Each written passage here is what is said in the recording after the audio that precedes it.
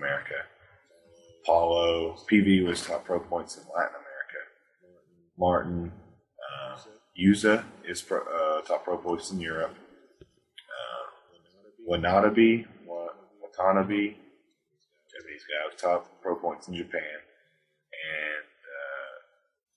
And Tiju Jinku, the guy from the Chinese Taipei, was pro points in APEC. John Finkel was top pro points at large. I don't know what that means. I don't know either. Is it just like of all time? Yeah. Because that would be I think these are the top 5 of the year. Oh, okay. So it was John Finkel, LSB, Shota Yasuka, and Shuhei Nakamura, and David Ochoa. So I really don't know who top pro points is. Or top Planeswalker points. That's fair. No, I don't know. Maybe I got it all wrong when they sent that article out. Maybe it's just pro points. No, I mean when they first started it, that's what they were talking about was somebody like it could. That's the big publicized thing was anybody can make it. You just gotta grind the F&Ms, get the points, multipliers, all that stuff, and even you could be at this tournament, kind of thing, you know. And I mean, they may have just got rid of it. Flag. Yeah. When they altered it and changed the multipliers. Yeah, and then screwed everybody. Because I didn't read that article. It's probably just John Finkel. Well, I mean, or Olin Turtenwald's probably him too. Someone who just grinds all those Grand Prix and stuff. John Finkel doesn't grind. I don't know. He just comes and plays a pro event every now and then and just like top 8s all the time. He is really fun to watch though. Like, really fun to watch. Because sometimes you'll see their lines of play and you're like, what is he fucking doing? And sometimes in the back of your mind, you're like, I think that's wrong. And then later you're like, holy shit, that was right. Yeah. He may know what he's doing. I hated the commentators. Who was it? Zach Hill was the one that got on my nerves the most. I forgot the other two. I mean, BDM was sick, and who's the other guy with curly hair and glasses? He's not too bad. Marshall Sutcliffe is seems kind of dumb or just not good at commentating. But when him and Zach Hill are up there, like Zach Hill called Finkel Kibler 8 times in a match. What?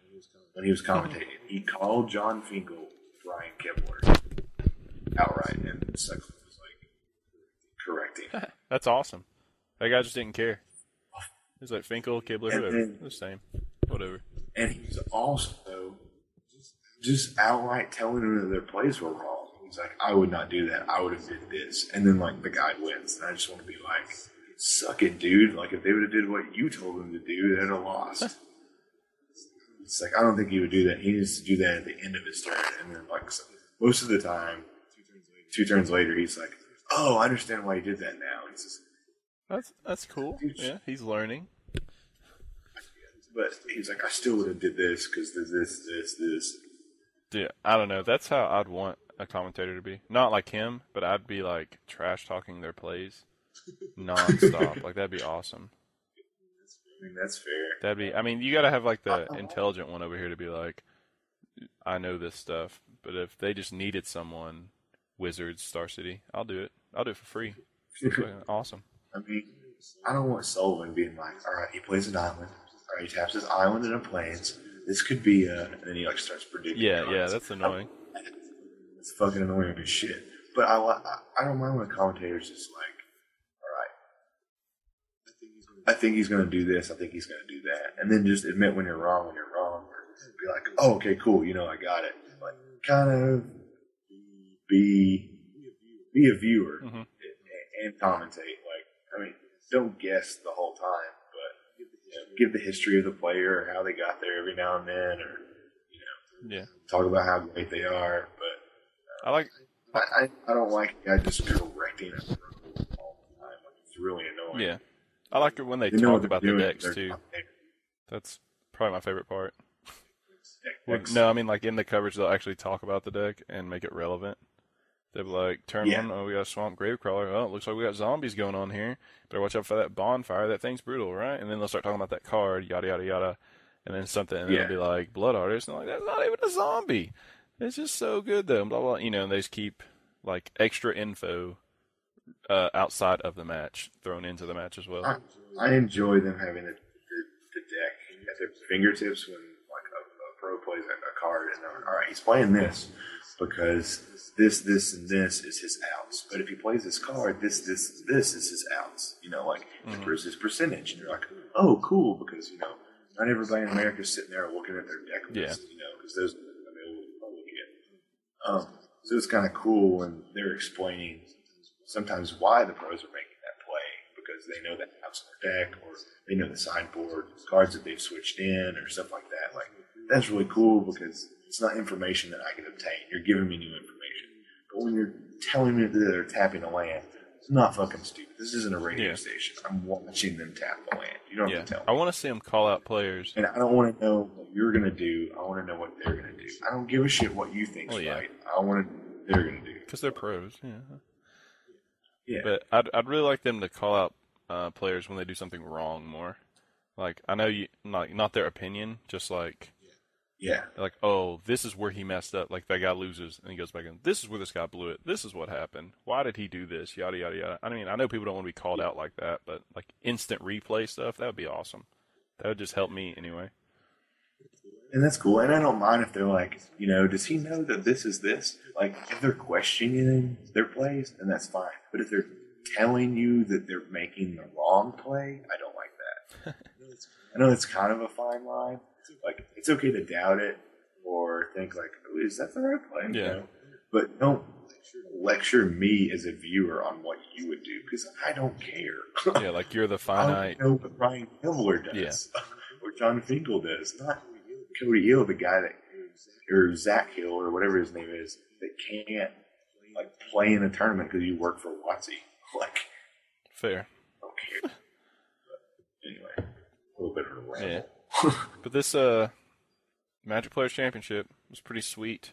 It was almost all formats. It was started off modern. Yeah. Then we had it was 12 rounds, and then each section was 3 rounds. So 3 rounds of this, 3 rounds of that, 3 rounds of this. Yeah, first was modern. So modern, draft, standard. No, they cube drafted, right? Modern. Oh yeah, it was cube. It went back and forth from constructed to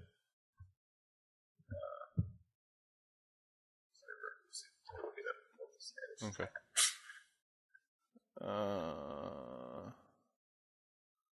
Be nice if they said what the format was, and they. So I got cube on Wednesday. Ooh, first pack list. Let's see that.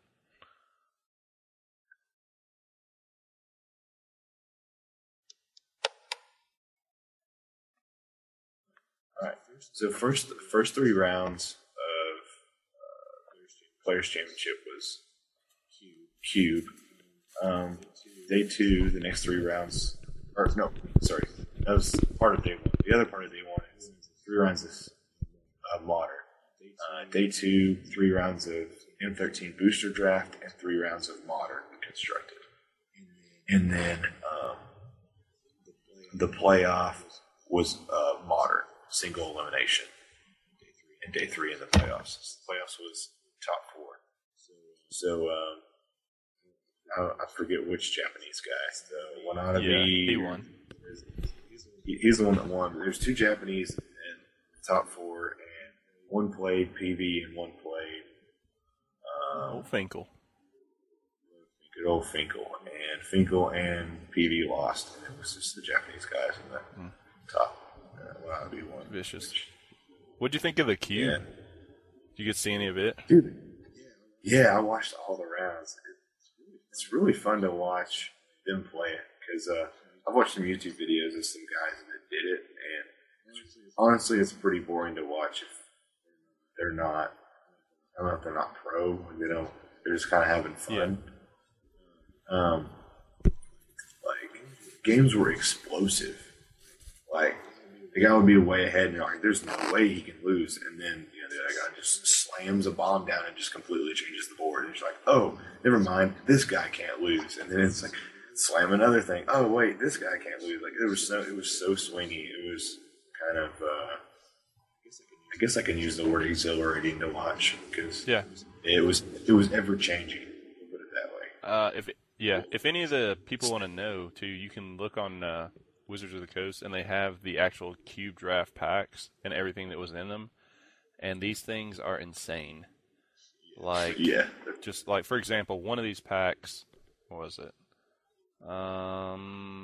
Seems like it'd be really hard to make decisions. Yeah, it looks stupid. They did it for so long, they kind of know what they're doing. I guess. Like, one of these packs is like Path to Exile, Venser, Shaper, Savant, Dothihar, I don't even know what that is, Price of Progress, Awakening Zone, Sword of Fire and Ice, Plateau, Simic Sky Swallower, Engineered Explosives, Silverblade Paladin, Volcanic Fallout, Flash Freeze, Temporal Mastery, Tobolt the Fiend Blood, and Void Mage Prodigy. Like, that pack is... What's your pick? See, exactly. I have no clue.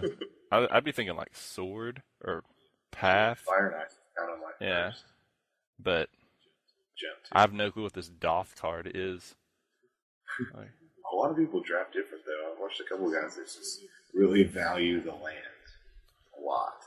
And then there's some people that don't value them hardly at all, and they just kind of pick them up randomly as they go. Yeah. And some of them value the old spells. I think you can kind of tell from the people that you watch how long they've been playing, because if they've been playing for a very long time, they pick a lot of spells. And as someone that hasn't played like since the beginning, they pick a lot of lands and creatures, which is kind of cool because back in the day, all the spells were powerful, and now it's kind of shifted into the creatures are more powerful. True. And all these packs, I wish I could steal this cube. Like, each pack has got to be worth at least, I don't know how many $100. Like, that was the cheapest pack I saw, the one I read off. The lands. Yeah. Some have just like, I don't want to talk about it. It's making me mad thinking about it. Instant jealous.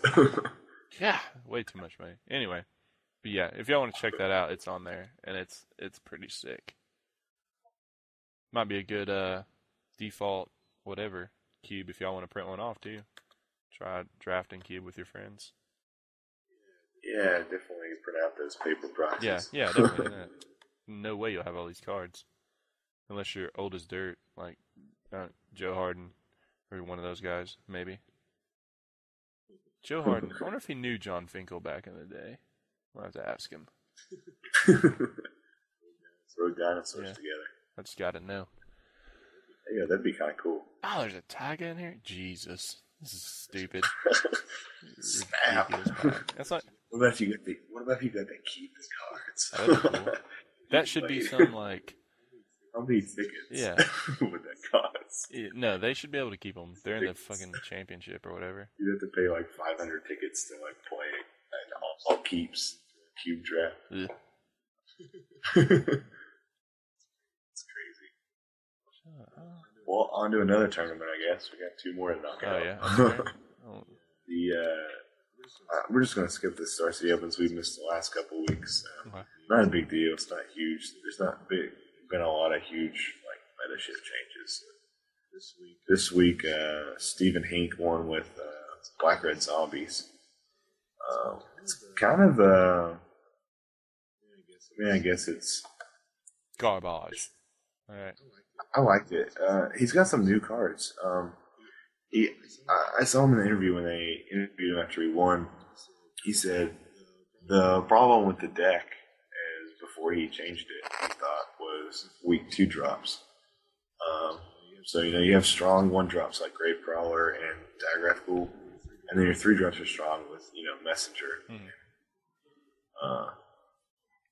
That's the only one, right? And whatever. Just he was just talking about aggressive. Oh yeah. Your drops fucking around aristocrat because Blood Artist doesn't attack, and then you didn't really like that Intimidate guy because it had 1 toughness or whatever. That makes sense. So he said instead of a 2-drop bad creature, he said he'd rather play Silent Blood, so he gets to his more powerful creatures. So instead of playing powerful creature, bad creature, powerful creature, he would rather do powerful creature, draw more powerful creatures and then Yeah. play powerhouses for the rest of the game.